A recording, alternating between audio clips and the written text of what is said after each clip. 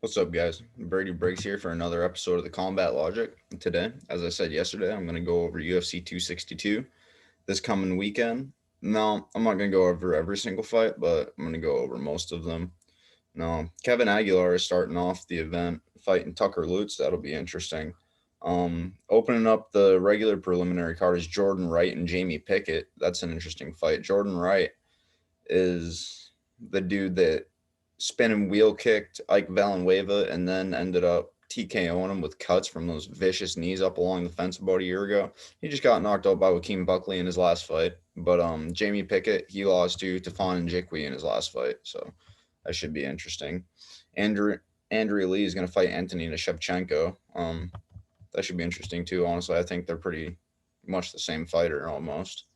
Um, Antonina's obviously better on the feet, but her MMA striking hasn't come along quite like her sister's has. Her ground game isn't quite as good. The next fight is Lando Venata and Mike Grundy. Now, this is going to be a good one, man, because I think we could tell from Lando Venata's UFC debut, like, this dude's got all sorts of potential, but he hasn't lived up to it, man. Like, he made his UFC debut with an 8-0 record, lost to Tony, obviously, knocked out John Magdesi with a wheel kick, okay, a 22-0 pro kickboxer, a Taekwondo black belt, a Shotokan karate black belt. He fucking starched with a wheel kick.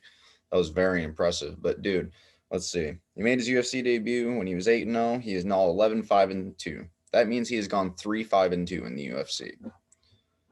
That's not at all how I thought it would go. And Mike Grundy, he's an Olympian, dude. He's a really, really, really good wrestler. So this should be interesting. And Jacare is coming back to fight Andre Muniz, or Muniz, rather. I don't know, man. Hopefully Jacare can get a win. Andre's a lot younger than him, but he's also a lot more inexperienced. So we'll see. Opening up the main card is Matt Schnell versus Rogerio Bontorin. Now that's a pretty good fight. Um, Schnell was supposed to fight Alex Perez, but Perez withdrew from the bout and he was replaced by Bontorin. He was coming off of 2 defeats, but they're to Ray Borg and Kai Kara France. And then his loss before that was Michinori Tanaka. Those are his only 3 losses. He only lost to 3 really good fighters.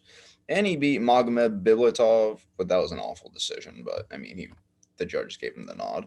And he beat Raulian Paiva. Fuck. Which was a very good win for him. Raulian's a good fighter. I think Schnell's probably going to win this fight, though. He's really come into his own lately. Next up is a featherweight bout between Shane Burgos and Edson Barboza. Now, Barboza is the one dropping down from lightweight. You know, he's fought twice at featherweight now. I believe Danny Gay and Makwan Amirkhani. Should be 2-0 at 145 pounds, but he's 1-1. Shane Burgos, man, for fighting a former lightweight to be the bigger man, it's really something. Because Shane Burgos, holy fuck, this dude is huge. Like, I have no idea how he makes 146 pounds. It's remarkable. Like, he's so big. But obviously a technical striking advantage. And this is going to be a striking fight. I think we can all tell. Technical striking advantage definitely goes to Barboza. But the power with the kicks, for sure, Barboza. But with the hands, Burgos, dude. This dude could have success fighting some people at 170. He could have success at 155. He could have success against some at 170. This dude is so fucking huge. Like, that's going to be interesting to see how that goes. Katlyn Chookagian and Viviane Araújo is the feature fight of the night. Let's see, Araújo is coming off 2 wins over Montana De La Rosa and Roxanne Modafferi. Her win before that was Alexis Davis when she only had 8 fights. That's pretty impressive. She lost to Jessica Eye. And then Katlyn Chookagian is obviously, she's a good fighter. She's beat Cynthia Calvillo in her last fight. Lost to Jessica Andrade before that. Beat Antonina Shevchenko before that. Lost to Valentina before that. You know, she's a good fighter. She stays on her bike. She ain't a finisher. Neither is Vivian, though. Um, yeah, I think Vivian. I don't know, man. It's hard to say. Katlyn might be able to stay on her bike and pick her apart. But the co-main event, Tony Ferguson and Beneil Dariush. Man, is this a wicked fight. Man, is this a wicked fight. Like, wow. Um, They got Tony, who I believe is ranked at number 5, right? Yeah, he's ranked at number 5, and Beneil is number 9. Now Beneil's on a 6-fight win streak, and he's got 4 finishes in those, 4 performance of the nights. Well, 3 performance of the nights and a fight of the night. The only reason he didn't get a performance of the night in his second to last fight, where he knocked out Scott Holzman with a spinning back fist, because he missed weight. How much did he miss by? 2 pounds. So, dude, he's looking really good lately. But this is still a winnable fight for Tony. It's still a winnable fight for him. It's going to be interesting to see how it goes, because Beneil rather, is the type of guy, he's kind of like Tony in the sense where if he gets hit, he's going to swing back wildly and turn it into a fucking slugfest.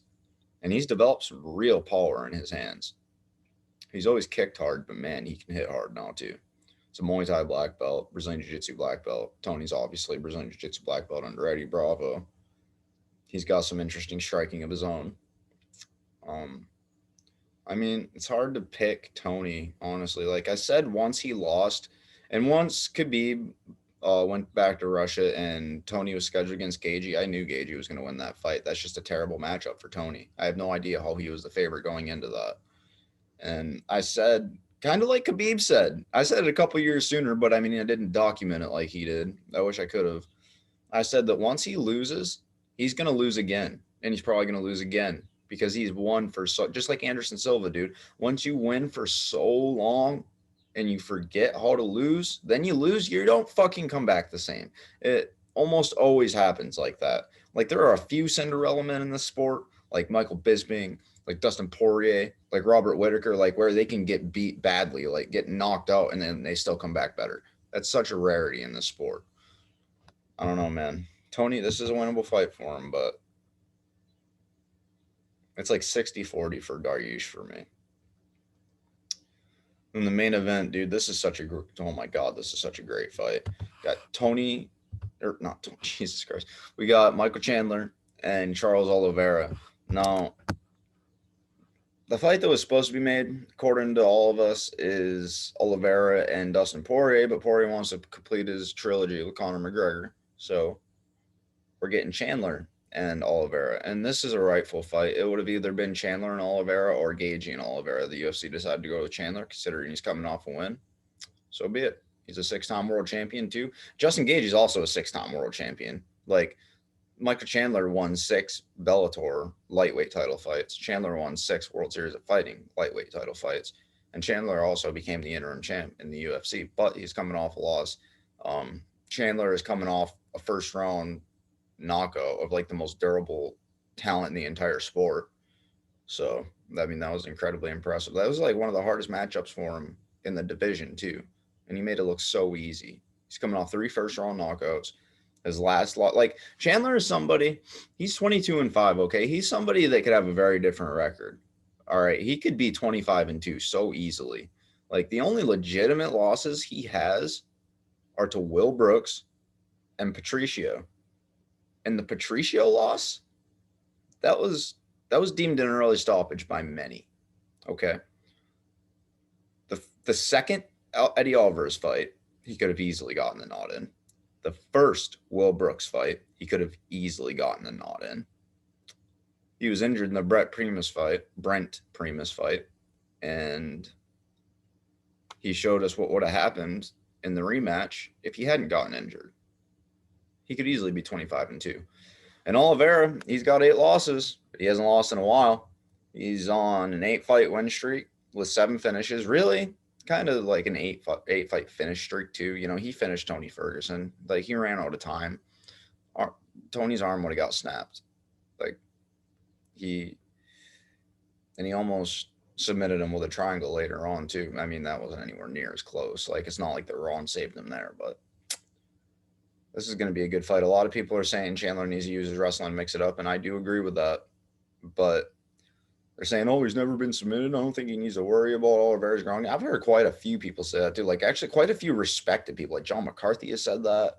Like fucking Brian Campbell has said that. Like, dude, I don't understand that at all. Charles Oliveira can submit anybody in the world at 155 pounds. Dude, he could beat Khabib on the right night. He could be anybody. This kid is so good. And you know what people don't get? He's always had good striking. He's always had good Muay Thai. He just didn't believe in it and he wasn't dangerous with it before. And that kind of hurt him in the sense of taking damage too. It would, you know, it would melt him, the pressure.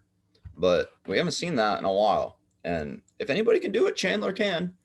But I think Chandler is kind of like a lightweight version of Chad Mendes, honestly. Not quite as good of a wrestler, but like he's built the same. His striking is similar. It's really gotten great. His striking is kind of like Tyron Woodley too, like with his punches. He knows how to shuffle step just perfectly to where it confuses his opponent. Like his footwork confuses him and then crack. Like if you saw his Hooker fight, you'd see he kept landing the cross to the body, or he didn't keep landing. He kept throwing the cross to the body. And he threw, I don't know, probably 5, 6, 7 of them. And then on the last one, he threw the cross to the body, looked at Hooker's legs, comes over the top of the left hook. When Hooker, like, and he switched his stances in the middle of that. Like, he's so talented. And he could definitely start Charles Oliveira doing that. But honestly, dude, like, if Chandler wins, that's all he's going to win. He's going to, KO or TKO Oliveira. If Oliveira wins, he's going to finish Chandler in any way. He could knock him all. He could submit him. Chandler's chin is suspect. He's been hurt a lot of times. He's also been finished with strikes once. Early stoppage, or actually twice. Been finished with strikes twice. Yeah. What do you guys think is going to happen in this fight? Honestly, I don't know. And I don't really care. Like, I like both of them a lot. I've been watching Charles Oliveira a long time, like a little bit longer than I guess I've been watching Chandler a long time too. I've been watching him since like 2009 or 10, whenever he beat Eddie Alvarez the first time.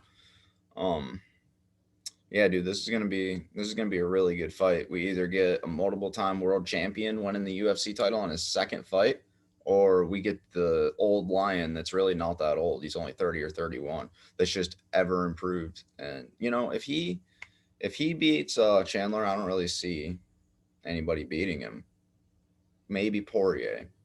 I would say Gagey, he could knock him out, but dude, Oliveira's body lock trip is very good, and Gagey does not train jiu-jitsu. He's been open about that. So what do you guys see happening this weekend, particularly in the co-main and main events?